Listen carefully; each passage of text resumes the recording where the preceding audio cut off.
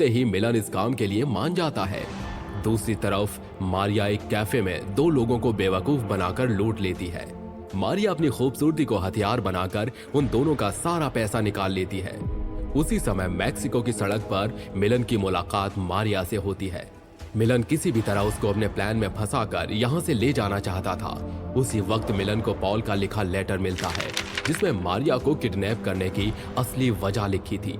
ये पढ़कर मिलन हैरान रह जाता है। आखिर क्या थी मारिया को किडनैप करने की असली वजह? क्या किसी बड़े राज को छिपा रही थी मारिया? जानने के लिए सुने कहानी ब्लैक मैजिक, सिर्फ प्रतिलिपि एफएम पर। मैं ध्रुव, आइए चलते हैं कहानी के पहले भाग की तरफ। मनाली शराब घर में बैठे अभी मुझे कुछ 5 मिनट ही बीते थे कि केंद्रीय समाचार एजेंसी के पॉल जुडान ने बार में प्रवेश किया। क्या मुसीबत है, मैंने सोचा। अभी मैं उससे बचने का कोई रास्ता ढूंढ ही रहा था कि उसने मुझे देख लिया। मुझे देखते ही वो सीधा मेरी ओर लपका। मैंने अपने चेहरे पर कृत्रिम मुस्कुराहट पैदा करते हुए उससे पूछा, क्या हुआ पॉल?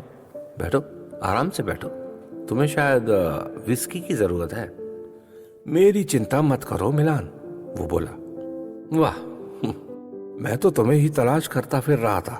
तुम्हारे लिए एक खास खबर है। मेरे लिए खबर है? मैं कटुता पूर्वक बोला। लोग बाग यही कहा करते हैं, खासकर उस वक्त जब कुत्तों को जहर दिया जाता है। मैं कुछ और कटु वाक्य कहता, इससे पहले ही वेटर आ पहुंचा। 2 विस्की लार्ज। मेरे कुछ बोलने से पहले ही पॉल ने ऑर्डर दंदनाया। और सुनाओ पॉल। वेटर के जाते ही मैं फिर पॉल से मुखातिब हुआ। यार, मुझे शांति की आवश्यकता है। मैं मैक्सिको की रेगिस्तान में 6 महीने से फंसा हुआ था। वहां गिद्ध मेरी हड्डियां तक खा जाना चाहते थे। न जाने कितनी कटीली झाड़ियों के कांटे अभी तक मेरे बदन में चुभ रहे, और अभी भी मैं आदत से मजबूर होकर नाक और कान पर बैठी मक्खियां उड़ाता रहता हूँ। यार, मैं कहीं भागा तो नहीं जा रहा, बस जरा शांति चाहता हूँ। देखो मेरे भाई, इस वक्त तो मुझे बस माफी करो। मैं बोलता रहा। पॉल ने जैसे सुना ही नहीं। वो मेरी बातों पर बगैर ध्यान दिए अपने पर्स से कोई टेलीग्राम तलाशता रहा। मॉडेक्स ने तुम्हारे लिए काम निश्चित कर दिया है। मुझे आज सुबह ही तार प्राप्त हुआ है। तार क्या? लगता है जैसे गॉन विद द विंड की प्रतिलिपि हो। पॉल कहे जा रहा था। मैडॉक्स, उसकी चिंता तुम मत करो। वो तो गुजरे समय का एक टूटा हुआ पेड़ है। तुम उसे बता देना कि मैं बीमार पड़ा हुआ हूँ, या फिर ये कि तुम्हें मैं मिला ही नहीं। कुछ भी कह देना यार प्लीज, पर इस वक्त तुम मेरी जान छोड़ो। मैं अनुनय पूर्वक बोला।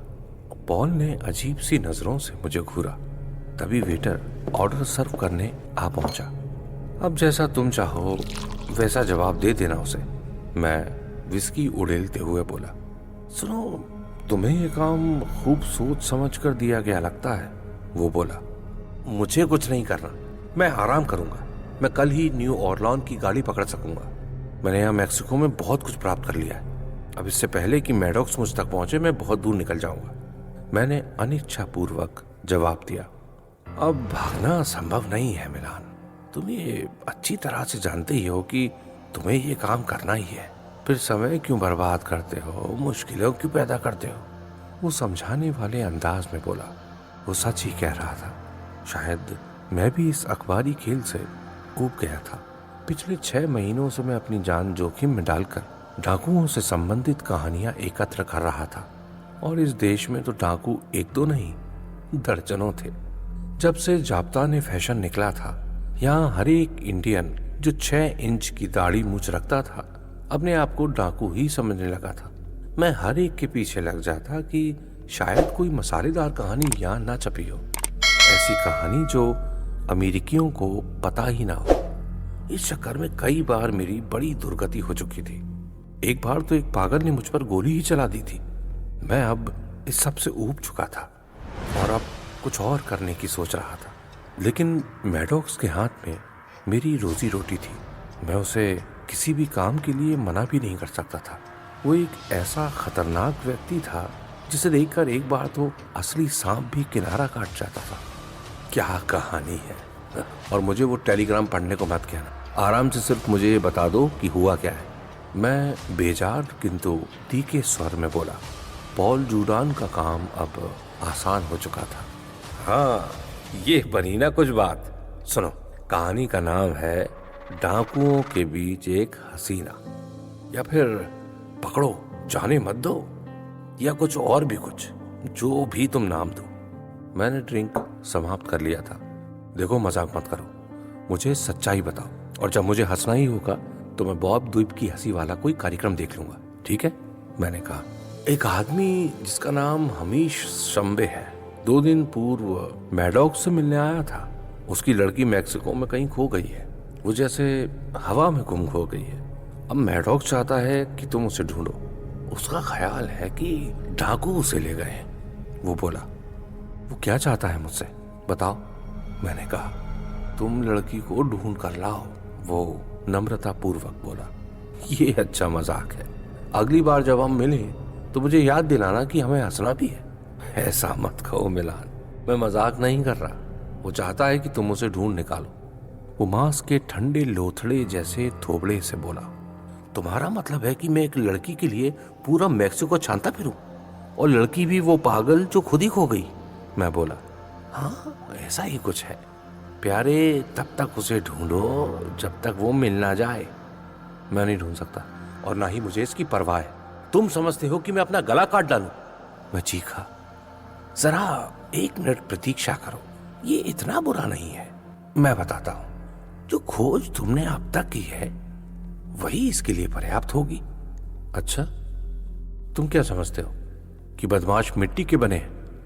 अरे, उन बदमाशों को छोड़ो।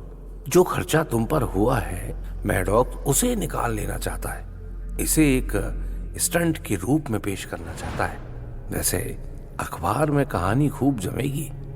जरा सोचो, एक बदमाश गरीब आदमी के रूप में आता है और सहायता की मांग करता है, वो भी एक अखबार के रिपोर्टर से। बेचारी की लड़की गायब है। वो पूछता है कि क्या अखबार के रिपोर्टर उसकी सहायता करेंगे। अब रिपोर्टर क्या करेंगे? उस बूढ़े बदमाश को नंगा करके लिफ्ट में से धक्का दे दो।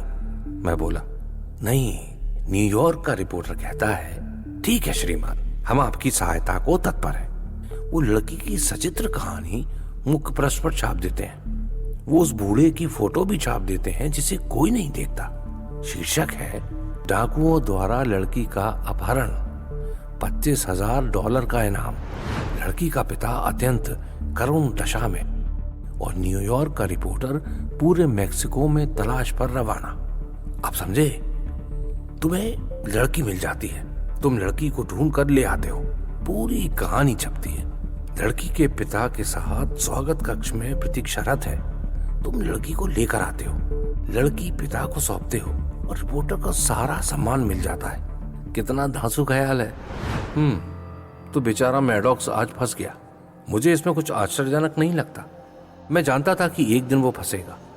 श्रीमती मैडॉक्स क्या कहती है? उसे तो काफी गहरा धक्का लगा होगा। और बेचारी लड़की, वो बेचारी सुंदर दिखाई देने वाली, परंतु एक आंख में जरा सा टेढ़ापन, और चेहरा मुहासों से भरा है उसका। आज भी मुझे उसका चेहरा याद। मैंने पिछली बार एक मित्र के साथ देखा था उसे। मैं उदास स्वर में बोल रहा था। पॉल जुडान ने शराब खत्म करके सिगरेट सुलगा ली थी। वो बोला, अच्छा मिलान, तुम काम समझ गए हो, जैसा चाहो वैसा करो, लेकिन बिना किए गुजारा नहीं है। मैडॉक्स ने कहा है कि लड़की को 1 सप्ताह में ढूंढ लेना है, नहीं तो तुम्हारी नौकरी की ऐसी तैसी हो जाएगी। अगर उसने ऐसा कहा है और मुझे धमकी दी है तो वो महान मूर्खता पर उतारू है। कह देना उसे ज्यादा बनने की जरूरत नहीं है। दूसरे अखबारों को मेरा एक इशारा उसे बर्बाद करने के लिए काफी है। सारे प्रकाशक मेरे पीछे दौड़े दौड़े आएंगे, और मैडॉक जैसे चूहे को सभी जानते हैं। मुझे नौकरी से निकालना कोई मजाक नहीं है। मेरे जैसा दिमाग का शैतान कहाँ मिलेगा उसे? पर मुसीबत यह है कि इस युवती को मैं ढूंढूंगा कहाँ से? मैंने तीव्र स्वर में कहा।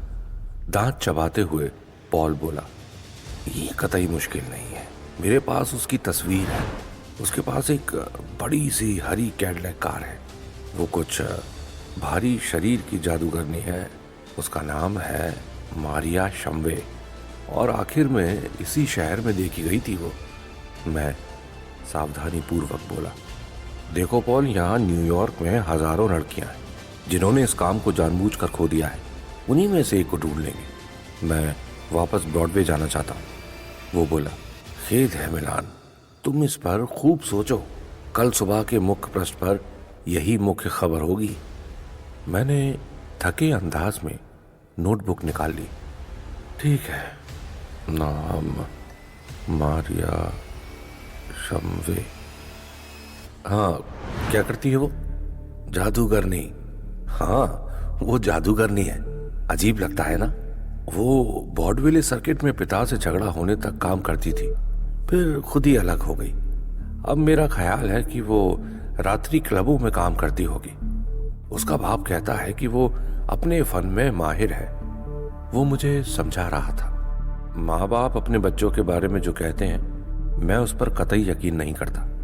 मैंने कुछ और नोट बनाए और नोटबुक रख दी।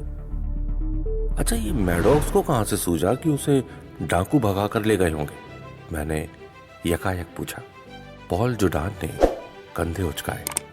यही कहानी है प्यारे, और इसी को ठीक से खेलना है तुमने मिलान साहब। सब कुछ तुम्हें देखना है। ऐसा कोई डाकू नहीं है जो कुछ दे दिलाकर काम कर दे। क्या मतलब? मैंने आश्चर्यपूर्वक पूछा। वही कहीं मौज मार रही होगी और बूढ़े को लिखना भूल गई होगी। यहीं पर कहानी में कमजोरी है। अगर उसका अपहरण नहीं भी हुआ तो वो करवाना पड़ेगा। अब सारा कुछ मुझे ही नहीं बताना, तुम खुद सब कुछ संभालो। वो बोला। अब मैं परेशान हो उठा। अगर मुझे पता होता कि तुम वाकई गंभीर हो तो तुम्हारी खोपड़ी का मुआयना करवाता। मेरी खोपड़ी की चिंता तुम मत करो, वो ठीक है, लेकिन तुम्हारा काम जरा टेढ़ा है। तुम्हें जल्दी काम शुरू करना होगा। वो बोला। तो ये बात है, चाहे ये मुश्किल है, लेकिन हम अपना खर्चा तो निकाल ही लेंगे। नहीं, तुम्हें इससे भी ज्यादा माल हाथ लगेगा। तुम मुझे लिखित पर्चा दोगे जिसमें लिखा होगा कि मुझे क्या मिलेगा। अपहरण में यदि मैं फंस गया तो सीधी मौत है। मैंने कहा, लिखित में तुम्हें कुछ नहीं मिलेगा, लेकिन ये $25,000 का इनाम किसी ना किसी को तो जीतना ही होगा। तुम्हारा मतलब है कि मैं ये इनाम जीत सकता हूं? मैं पहली बार रुचिपूर्वक बोला। जुडान ने आंखें बंद कर ली। ये तुम पर निर्भर करेगा कि तुम कितना भागते हो। मैडॉक्स तो आशा करता है कि तुम ज्यादा तंग नहीं करने वाले, लेकिन अगर तुमने उसे स्वागत समारोह में धर दबोचा तो वो फंस जाएगा। वो बोला। मैं तो पॉल जुडान को दो मुआ सांप समझता था, परंतु ये तो बड़ा प्यारा आदमी निकला। मैं ध्यान रखूंगा।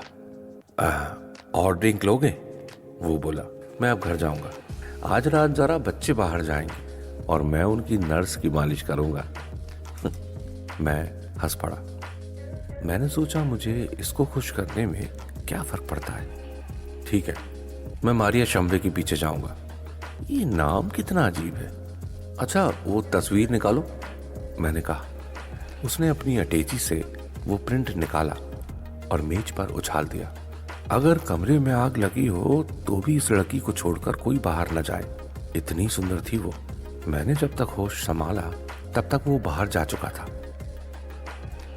आप सुन रहे थे प्रतिलिपि FM पर कहानी ब्लैक मैजिक का पहला भाग। इस कहानी में आगे क्या होता है जानने के लिए सुनते रहिए प्रतिलिपि FM।